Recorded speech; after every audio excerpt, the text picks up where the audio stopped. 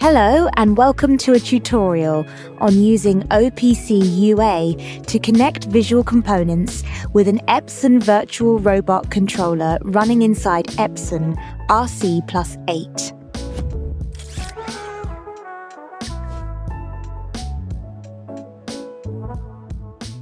When following any tutorial, check the lesson on the Visual Components Academy, and if the Download Files option appears, you can download the example files. Note that if you are using, for example, Visual Components version 5.0, you may need to first enable the connectivity feature. To enable the feature, go to File, Options, Add-on, and use the toggle switch to enable connectivity. Then click OK below and restart the application. For the Virtual Robot Controller, we are using Epson RC plus 8. Information on where to download any additional software components will be included in the video description. And before we start, later in this lesson, we are going to use an add-on available from the Visual Components forum. Installing the add-on requires restarting the application, so we could install the add-on now before we start. To download the add-on, in the Help tab, search for Post-Processor Download and open the forum result or use the link in the video description. Then exit the application and copy the Robot Post-Processor Download into the Python 2 folder in our My Commands folder and extract it there. Then start the application and the add-on should appear in the Program tab. For this use case, we have built a simple layout inside Visual Components. First, let's switch to the Program tab, where we have created a simple robot program. We can click Play to run the simulation, and we see the program running in the Program Editor panel. And for this tutorial, we would like the robot movements to come from an external Epson Virtual Robot Controller by OPC UA. So for that reason, we will select the robot. Then to disable the robot executor, in Visual Components, we go to Component Properties and Executor, and we set the Is Enabled to False. So now when we start the simulation, the robot will not be performing any motions. After this, we will use the post-process add-on we installed earlier to post-process or to translate the program in Visual Components to a format specific to the Epson Robot Controller. Now we can switch back to the connectivity view. Then select OPC UA, right-click and select Add Server. Alternatively, we can click the Add Server button on the top toolbar. To connect to an OPC UA server, we need to know its address and port number. To get this information, we will switch to Epson RC plus 8 software, where we have built a simple project.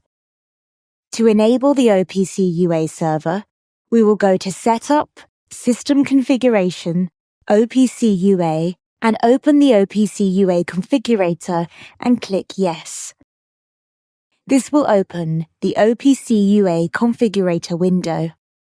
If this is the first time we are using the OPC UA configurator inside Epson RC+, we first need to generate a certificate.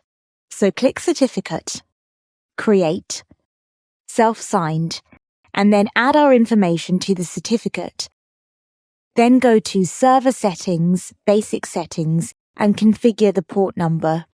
Here we have switched the port from the default to 4842 because we already have another OPC UA server running on the default port. Then, for the sake of this tutorial, we have set the security policy to None, set the user token policy to Anonymous, and that's it. Click Apply, click OK, and click Close. Once this is done, we can click Start to start the OPC UA server. And then we see that the status for the OPC UA server in Epson RC Plus is now set to Run. we can close these windows. And then we can import the program file that we post-processed from Visual Components. Select that, and we will delete this old one. And do the same for the points. We will add an existing file, tutorial 2, and delete the existing point file that we had. Now we can switch back to Visual Components. We can use the port 4842 in localhost since we have both tools installed on the same PC. We can click Test Connection, which succeeds. Click OK, then Apply, and then over on the left, we will activate the connection. After this, we want to pair the variables between Visual Components and the OPC UA server. So we will click Server to Simulation, right-click and click Add Variables, and right-click and select Reload Simulation Structure. On the Visual Components side, we first want to pair the joint values. So we will type value in uppercase in the variable name filter field, and holding down the Control key, multi-select the 4 joints.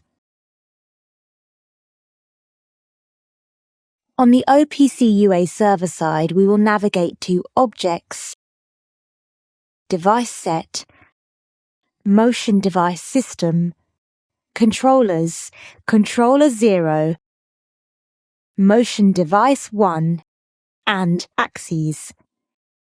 And here we find the 4 axes. So we will select, under each axis, Parameter Set and the actual position.